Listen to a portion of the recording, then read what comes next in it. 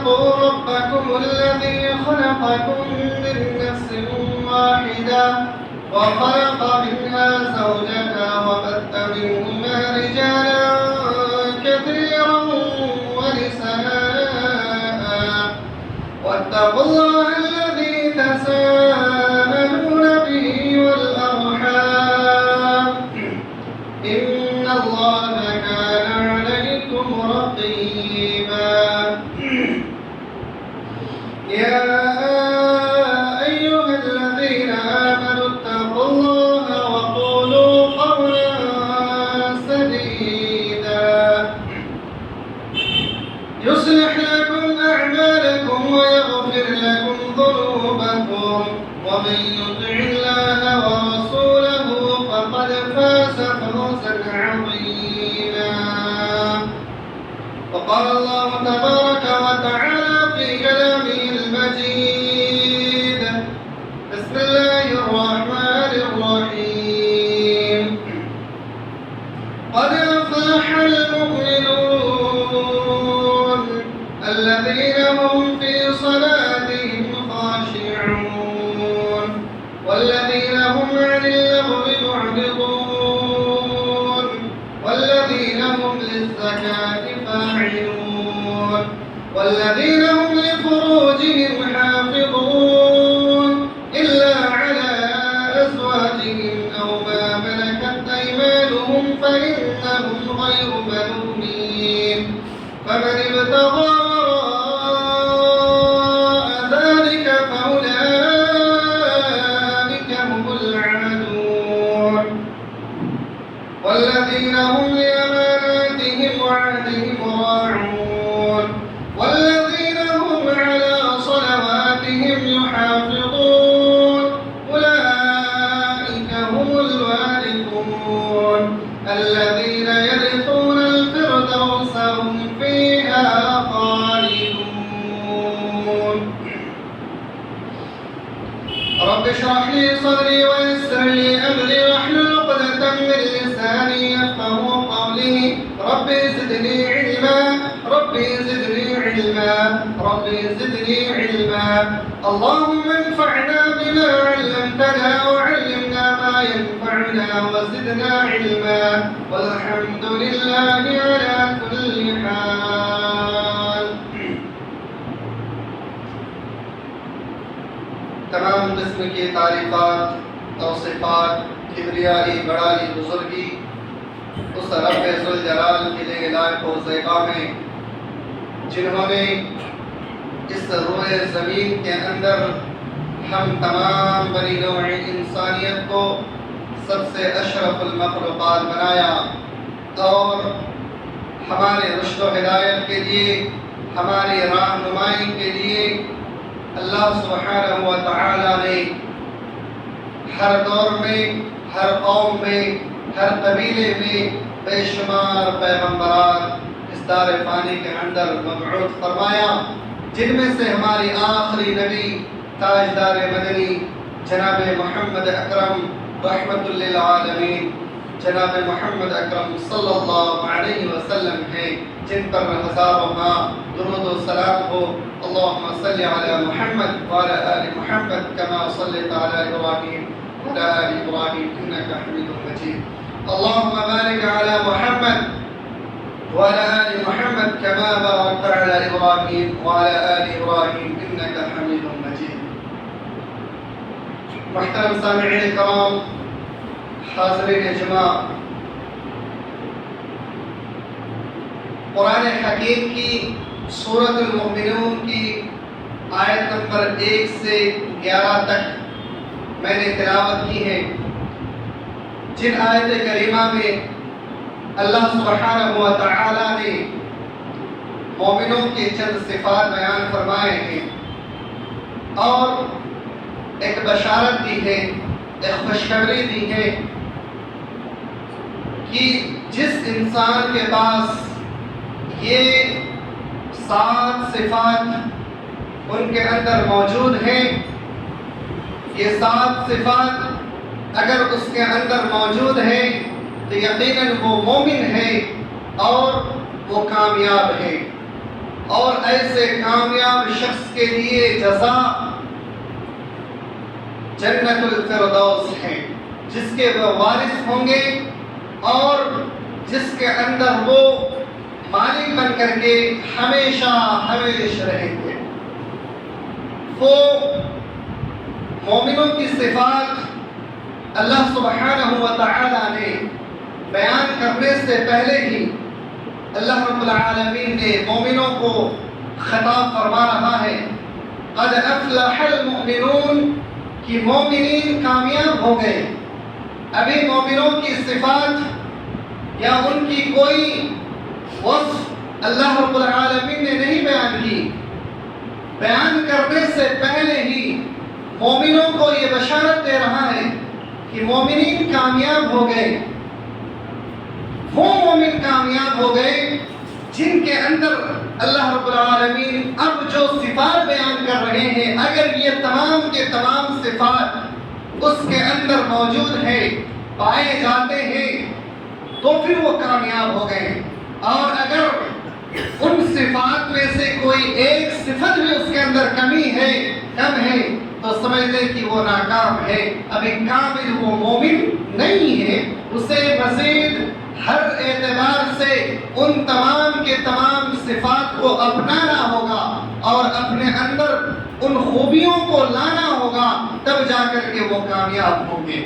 اس لیے اللہ سبحانہ و تعالی نے فرمایا قد افلح المؤمنون، مومنین کامیاب ہو گئے۔ کون سے مومنین کامیاب ہو گئے؟ الذین هم فی صلاتهم خاشعون، پہلی صفت مومنین کی الذین هم فی صلاتهم خاشعون، جو اپنی نمازوں میں عاجزی کرنے والے ہیں، جو اپنی نمازوں میں خشوع کرنے والے ہیں۔ عاجزی کا مطلب یہ ہے کہ آپ اللہ سبحانہ و تعالی کے سامنے اس طریقے سے ڈر کر کے پیش کریں اپنے آپ کو، گویا کہ آپ کسی گھنے جنگل میں آپ ہیں اور اس وقت آپ کے ساتھ کوئی نہیں ہے، آپ تنہا ہیں، اور آپ کے سامنے ایک خطرناک درندہ شیر آ کر کے کھڑا ہو جائے۔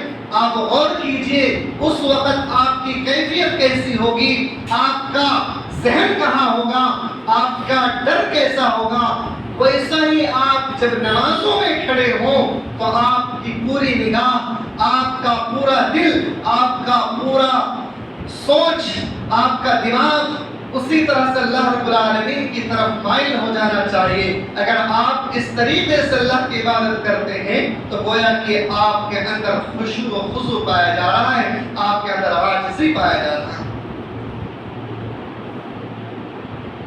عاجزی و انکساری کا مطلب یہ ہے کہ انسان جب نماز کے لیے کھڑے ہوں تو اس وقت انسان کے دل میں دنیا کے ہر کام، دنیا کے ہر چیز سے وہ غافل ہو کر کے صرف اور صرف اس کے ذہن میں ایک بات آئے کہ مجھے اللہ رب العالمین دیکھ رہا ہے اور میں اللہ رب العالمین کے سامنے کھڑا ہوں۔ وہ اللہ رب العالمین کے سامنے جو تمام جہانوں کا بادشاہ ہے، جس کے قبضے قدرت میں ہم اور آپ ہیں، وہ اللہ رب العالمین کے سامنے، اس بادشاہ کے سامنے ہم اور آپ کھڑے ہیں۔ اس طریقے سے اللہ کے سامنے اپنے آپ کو محسوس کریں اور پھر عبادت کریں، یہی آج سے وہ انکساری۔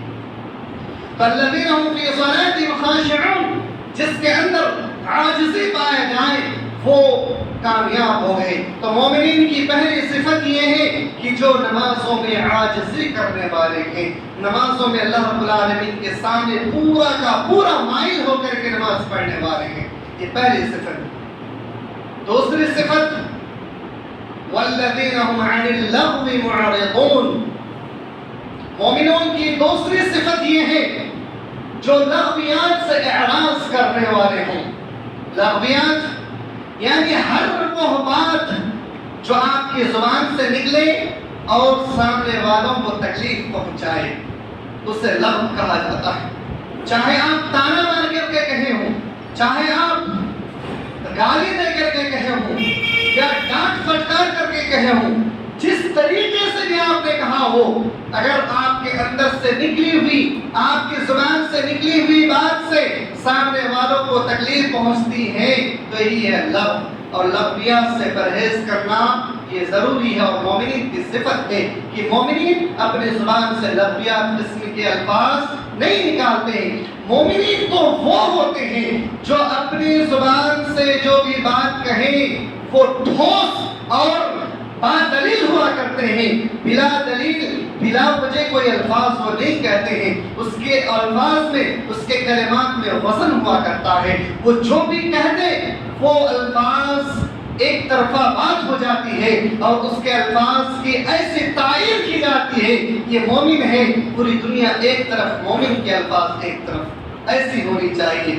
اگر آپ مومن ہیں، یعنی سچائی اور صداقت اس طریقے سے آپ کے الفاظ میں بھرپور ہو کہ کوئی انسان یہ نہ کہے کہ فلاں انسان کہنے والا جھوٹا ہے، فلاں انسان مجھے دھوکہ دے رہا ہے، فلاں انسان مجھ سے فراڈ کر رہا ہے، ایسا ہرگز آپ کے بارے میں گمان نہ کریں۔ لغویات قسم کے الفاظ سے آپ پرہیز کریں تو والذین هم عن اللغو معرضون، مومنین کی یہ دوسری صفت ہے، جو مومنین ہوں گے وہ لغویات سے اعراض کر رہے ہوں گے، گالی گلوچ سے پرہیز کر رہے ہوں گے، یہ دوسری صفت ہے۔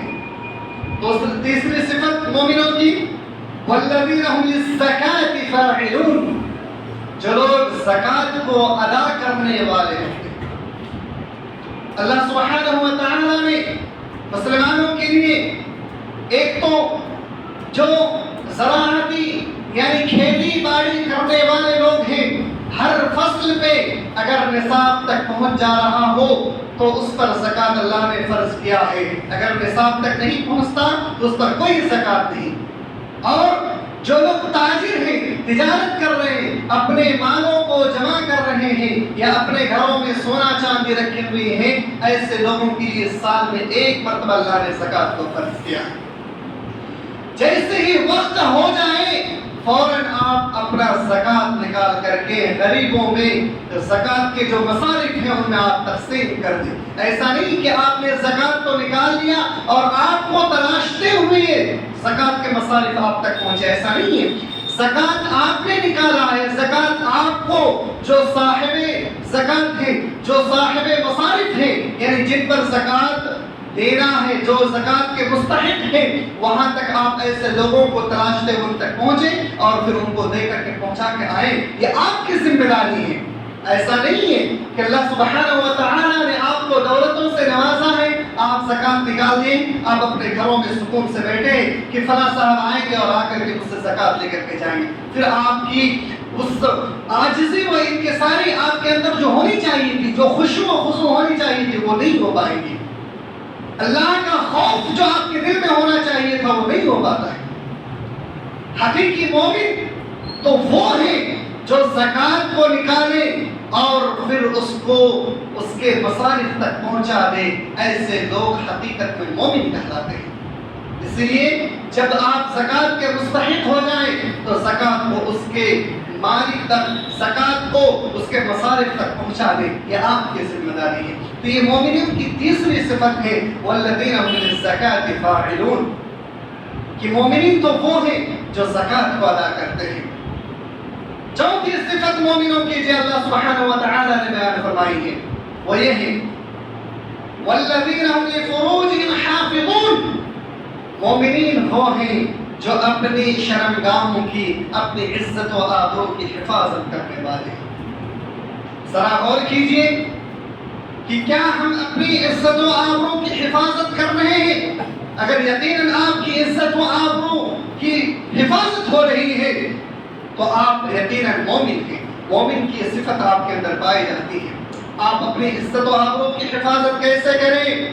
آپ کے گھر میں بیٹے ہیں، بیٹا جوان ہو گیا، بلوغت کی عمر کو پہنچ گیا، آپ اپنے بیٹے کے لیے بستر کو الگ کر دیں، آپ اپنے بیٹے کی شادی کرنے کی تیاری کریں، اپنی لڑکی کی شادی کرنے کو تیاری کریں۔ کہیں ایسا نہ ہو کہ آپ کے گھر میں جوان بیٹا ہو، جوان بیٹی ہو اور پھر آپ کی لاپرواہی کی وجہ سے وہ گناہوں میں مبتلا ہو جائے۔ اگر ایسا آپ کی وجہ سے ہو رہے ہیں تو آپ کے بچے، آپ کے بیٹے بیٹی کی وجہ سے گنہگار آپ ہوں گے۔ وہ تو گناہ کر رہے ہیں، وہ تو گنہگار ہیں ہی، لیکن ساتھ میں آپ بھی گنہگار ہوں گے، کیونکہ آپ نے اس کا خیال نہیں کیا۔ آپ کے اوپر یہ ذمہ داری ہے کہ آپ کو اللہ نے اولادوں سے نوازا تو آپ اس کی صحیح تربیت کے ساتھ ساتھ جب وہ جوان ہو جائے تو اس کی نکاح بھی کر دیں۔ آپ اس کی عزت و آبرو کی حفاظت کی بھی ذمہ داری آپ کے ہاتھوں میں ہے۔ اگر آپ اس کی عزت و آبرو کی حفاظت نہیں کرتے تو گنہگار آپ بھی ہوں گے۔ تو والذین هم لفروجهم حافظون، جو اپنے عزت و آبرو کی حفاظت کرنے والے ہیں۔ اپنے عزت و آبرو کی حفاظت کیسے کرے؟ اللہ سبحانہ و تعالیٰ اگلی آیت میں بیان فرماتے ہیں إلا على أزواجهم أو ما ملكت أيمانهم فإنهم غير ملومين۔ عزت و آبرو کی حفاظت کیسے کریں؟ إلا على أزواجهم، شادی کے ذریعے سے عزت و آبرو کی حفاظت کریں۔ آپ شادی کر لیں، نوجوان ہیں، اپنے بیوی کے ذریعے سے آپ اپنی عزت و آبرو کی حفاظت کریں۔ جب انسان جوان ہو جائے، شادی کر لے تو پھر اس کی نگاہوں کی حفاظت ہو جاتی ہے، اس کی شرمگاہوں کی حفاظت ہو جاتی ہے، اس کے خیالات کی حفاظت ہو جاتے ہیں، بلکہ اس کی سوچ، اس کی ذہن، اس کا دماغ ہر اعتبار سے وہ محفوظ ہو جاتے ہیں، اور پھر کبھی وہ کسی دوسری عورت کی طرف، کسی اور خاتون کی طرف اس کی بدنگاہی نہیں دوڑے گی جب انسان شادی کر لے۔ إلا على أزواجهم، شادی کے ذریعے سے آپ اپنی عزتوں کی حفاظت کریں، او ما ملکت ایمانهم، اور دوسرا باغیوں کے ذریعے سے۔ وہ باغیوں کا سلسلہ پہلے زمانے میں تھا، لیکن اب جو ہے وہ اس کا سلسلہ ختم ہو گیا ہے، یعنی غلام لونڈیوں کے ذریعے سے آپ اپنی عزت و آبرو کی حفاظت کریں، لیکن اس کا سلسلہ ختم ہو گیا ہے۔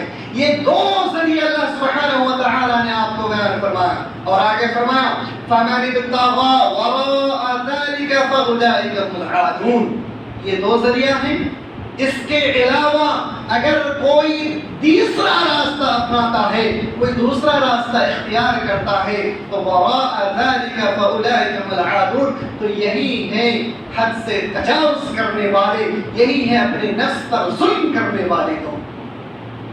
یعنی فَمَنِ ابْتَغَىٰ وَرَاءَ ذَلِكَ فَأُولَٰئِكَ هُمُ الْعَادُونَ۔ اس آیت کریمہ میں اللہ رب العالمین نے نوجوان لڑکوں کو، نوجوان لڑکیوں کو اپنی عزت و آبرو کی حفاظت کے لیے ایک بہت بڑی وعید فرمائی ہے۔ وہ یہ ہے کہ اے نوجوانوں، اگر تم اپنی جوانی کی حفاظت نہیں کر سکتے تو شادی کر لو، اپنی بیویوں کے ذریعے سے اپنی عزت و آبرو کی حفاظت کرو۔ اس کے علاوہ تم لواطت جیسے برائی پر امانہ مت ہونا، اور تم کسی غیر محرم عورتوں سے عشق بازی کر کے تم اپنی عزتوں کو داغدار مت بنانا، یعنی کسی اور لڑکیوں کے ساتھ جس سے آپ نے نکاح نہیں کی ہے، آپ اس کے ساتھ اپنی عزت و آبرو کو داغدار مت کرنا، یا لواطت کے ذریعے سے، یا ایک اور ہینڈ واش کے ذریعے سے۔ یہ سب طریقے ہیں۔ آپ اللہ رب العالمین فرما رہا ہے کہ ایسے آپ اپنے آپ کو تباہ و برباد، ہلاکت مت کرنا، تباہ و برباد مت کرنا، ہلاکت میں مت جانا۔ یہ سب وعیدیں ہیں نوجوانوں کے لیے۔ آج آپ غور کیجئے کہ اکثر و بیشتر نوجوان جو جوانی کی عمر کو پہنچ گئے ہیں، لیکن وہ شادی نہیں کر رہے۔ اس کی ایک ڈریم ہوتی ہے کہ پہلے میں ایک ڈگری حاصل کر لوں اور پھر ایک جاب اچھا خاصا حاصل کر لوں، جب میرا بہترین جاب ہو جائے، ایک بنگلہ ہو جائے، میرے پاس گاڑیاں ہو جائے، پیسے ہو جائیں، پھر میں شادی کروں گا۔ لیکن اس درمیان وہ نہ جانے کتنے لڑکیوں کے ساتھ بدفعلی کرتا ہے۔ کتنی ایسی نوجوان لڑکیاں ہیں جو لڑکوں کے ساتھ بدفعلی کرتے ہیں، اور اس کے ذہن میں ہوتا ہے جب تک میرا ڈریم پورا نہ ہو جائے تب تک میں شادی نہیں کروں گا۔ حقیقت میں اس انسان کو یہ معلوم ہی نہیں کہ اس کا اصل ڈریم کیا ہے، اس کی اصل مقصد کیا ہے۔ اس انسان کو اگر پتا ہوتا کہ یہ دنیا بھی چند چیزوں کے ذریعے سے وہ اپنے آپ کو ہلاکت و برباد نہیں کرتے، تباہی میں اپنے آپ کو مبتلا نہ کرتے، اسے اس حقیقت کے بارے میں معلوم ہی نہیں۔ تو یہ اللہ سبحانہ و تعالیٰ نے چوتھی چیزیں بتلائی کہ فَمَنِ ابْتَغَىٰ وَرَاءَ ذَلِكَ فَأُولَٰئِكَ هُمُ الْعَادُونَ۔ یہ شرمگاہوں کی حفاظت کے بارے میں فرمایا. پھر آگے اللہ رب العالمین نے فرمایا والذین هم لأماناتهم وعهدهم راعون. مومنین کی یہ صفت ہے کہ مومنین کو جب کوئی امانت دی جائے تو وہ امانت میں خیانت نہ کریں. راعون کا الفاظ اللہ سبحانہ و تعالیٰ نے استعمال کیا ہے. راعون کا مطلب یہ ہے کہ راعون اللہ رب العالمین نے راعی اس الفاظ کے استعمال کیا ہے اس معنی کے لیے کہ جس کا معنی ہے اونٹوں کے چرواہے. اونٹ کے بکریوں کے جو چرواہے ہوتے ہیں اس کی نظر ہمیشہ بھیڑیے پر ہوتی ہے کہ کہیں کہیں سے آ کر کے بھیڑیا آ کر کے بکری کو کھانا جائے. اس کی نگاہ ہمیشہ اس بکری پر ہوتی ہے اور بھیڑیے پر ہوتی ہے, ہمیشہ چوک و چوبند ہو کر کے رہتے ہیں. ایسے ہی انسان کو جب کوئی امانت سونپی جائے تو وہ انسان اس امانت کے خیال ایسے ہی رکھے جیسے وہ اپنے بکریوں کی اپنے اونٹوں کی حفاظت کرتا ہے. ایک مومن بھائی کے پاس امانت رکھی گئی, جیسے ہی وہ شخص واپس آئے اسے لوٹا دیا گیا. یہ مومن کی صفت ہے. ہوتا یہ ہے کہ کتنے ایسے لوگ ہیں جب اس کے پاس امانت رکھی جاتی ہے تو وہ اس امانت کو اپنے پاس رکھ کر کے اسے خرچ کر دیتے. کہتے ہیں جب آپ واپس آئیں گے تو اس کے بدلے دوسرا چیز دے دوں گا. یہ صحیح نہیں ہے. امانت اگر آپ کو دی گئی ہے آپ کے اس کی اجازت کے بغیر اسے آپ استعمال بھی نہیں کر سکتے, چھو بھی نہیں سکتے. اگر اس نے اجازت دی ہو کہ میرا فلاں سامان آپ کے پاس میں دے رہا ہوں, مثال کے طور پہ بائک آپ کو امانت کے طور پہ دے دی گئی, اور اگر آپ کو اجازت دی جا رہی ہے کہ میں اتنے دنوں کے لیے کہیں باہر جا رہا ہوں, یہ میری گاڑی ہے آپ کے پاس امانت ہے, آپ چاہیں تو اسے استعمال کر سکتے ہیں, اپنی طرح حفاظت کر کے آپ استعمال کر سکتے ہیں, تو پھر آپ استعمال کر سکتے ہیں. اور اگر وہ آپ کو اجازت نہ دے کہ آپ میری بائک کو استعمال نہیں کر سکتے ہیں تو آپ اس میں ہاتھ بھی نہیں لگا سکتے, چاہے کتنی بھی بڑی مصیبت کیوں نہ آ جائے, جب تک کہ وہ اجازت نہ دے دے. راعون اسے ہی کہتے ہیں والذین هم لأماناتهم وعهدهم راعون. جو امانتوں کی حفاظت کرنے والے ہوتے ہیں یہ مومنین کی صفت ہے. اور پھر والذین هم علی صلواتهم یحافظون, اور جو اپنی نمازوں کی حفاظت کرنے والے ہوتے ہیں, جو اپنی نمازوں کی حفاظت کرتے ہیں. حفاظت کا مطلب یہ نہیں کہ کبھی ظہر کی پڑھ لی تو اثر غائب, اثر کی پڑھ لی تو مغرب میں غائب, مغرب کی پڑھ لی تو عشاء کی غائب. ایسا حفاظت اس کو نہیں کہتے, بلکہ پانچوں وقت کی نماز آپ پابندی کے ساتھ پڑھ رہے ہو اور ہر ایک نماز کے بارے میں آپ کے ذہن میں ہو کہ ہم نے ظہر کی نماز پڑھ لی, اثر کا وقت ہوگا, پھر اثر کی نماز پڑھیں گے. پھر آپ کے ذہن میں اگلی نماز کے لیے وسوسہ لگا ہو, آپ کے من میں یہ خیالات آتا رہا ہو کہ ہم اثر کی نماز پڑھنی ہے, مغرب کی نماز پڑھنی ہے. یہ آپ کے ذہن میں ہمیشہ آتے رہنا چاہیے. اگر ایسا خیالات نہیں ہے اور اگر آپ نمازوں کو وقت پہ نہیں ادا کرتے ہیں, کبھی پڑھی کبھی چھوڑ دی, تو آپ مومن نہیں ہو سکتے. مومن ہونے کے لیے نمازوں کی حفاظت شرط ہے. یہ الگ مسئلہ ہے کہ کبھی کبھی کسی کام میں مصروف ہونے کی وجہ سے آپ وقت پہ نماز ادا نہیں کر سکے, لیکن بعد میں آپ نے ادا تو کیا, ادا کرنا ضروری ہے. یہ کبھی کبھی کی بات ہے, لیکن ہمیشہ اختیار کرنا, ہمیشہ آپ جان بوجھ کر کے نماز کبھی پڑھ لی کبھی چھوڑ دی, ایسا آپ مومن ہو ہی نہیں سکتے.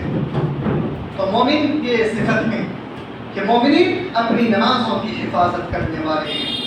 یہ مومنوں کی صفات بتلائے ہیں. یہ تمام کے تمام صفات اگر مومنوں کے اندر پائے جاتے ہیں تو پھر اس کا بدلہ اللہ سبحانہ و تعالیٰ فرماتے ہیں اولئک هم الوارثون. یہی لوگ وارث ہیں, یہی لوگ مالک ہیں. کس چیز کے؟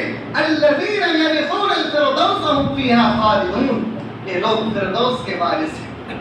اللہ کے نبی صلی اللہ علیہ وسلم نے ہمیں ایک بڑی پیاری دعا سکھلائی اور بہت ہی بہترین تلقین فرمائی اپنی امت کے لیے.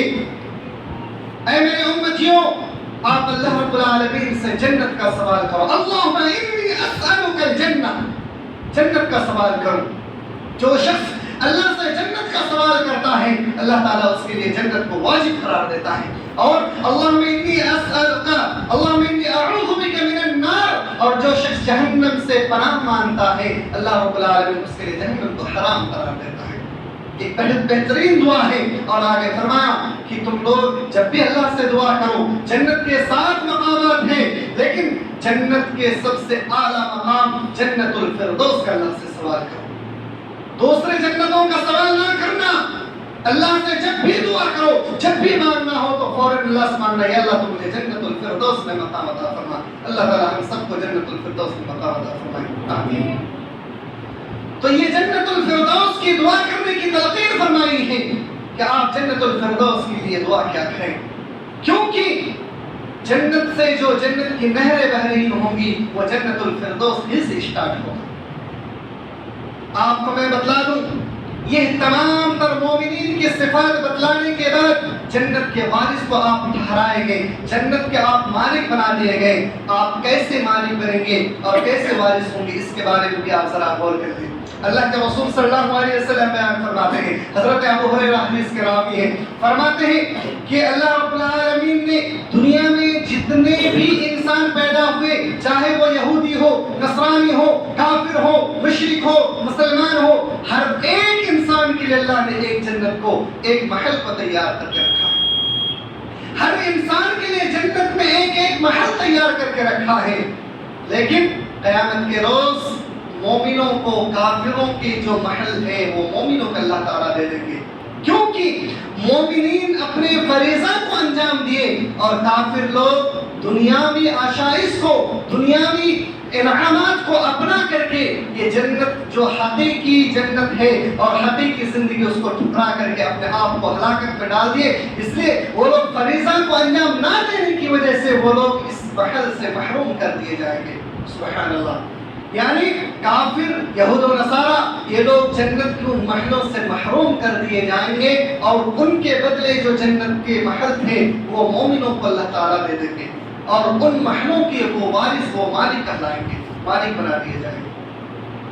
اور آگے فرمایا کہ قیامت کے روز اللہ سبحانہ و تعالی ہر ایک مسلمان کے ساتھ ایک یہودی یا ایک عیسائی کو لا کر کے کھڑا کرے گا اور پھر اس کے بدلے اس یہودی کا جو محل تھا، اس یہودی کو جو جنت میں انعامات و اکرامات ملا تھا، وہ اللہ رب العالمین اس سے لے کر کے ایک مسلمان کو اللہ تعالیٰ دے دے گا، ایک مومن کو اللہ تعالیٰ دے دے گا، کیونکہ اس نے فریضہ پر انجام نہیں دیا تھا.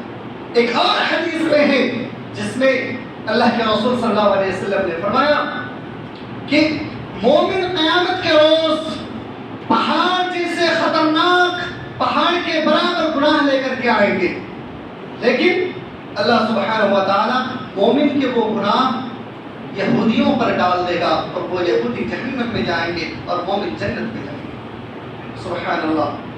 یہ کتنی بڑی دلیلیں ہیں، کتنی بڑی حدیثیں ہیں، اور ہم مسلمانوں کے لیے بشارت ہے. ایسے مسلمانوں کے لیے جن کے اندر یہ صفات پائے جا رہے ہوں، ایسے مسلمانوں کے لیے جو نماز کی حفاظت کرنے والے ہوں، جو زکوٰۃ دینے والے ہوں، جو اپنی شرمگاہوں کی حفاظت کرنے والے ہوں، جو لغویات سے پرہیز کرنے والے ہوں، جو زکوٰۃ ادا کرنے والے ہوں، ایسے مومن کے لیے بشارتیں ہیں اور جنت کے مالک اور وارث کہلائیں گے. اللہ سبحانہ و تعالی ہم تمام امت مسلمہ کو مومنوں کے صف میں شامل ہونے کی توفیق عطا فرمائے. الہ العالمین یہ تمام کی تمام صفات جو ہیں، یا اللہ ہم ناچز بندوں کو بھی ان تمام صفات کے اندر اپنے آپ کو ڈھالنے کی توفیق عطا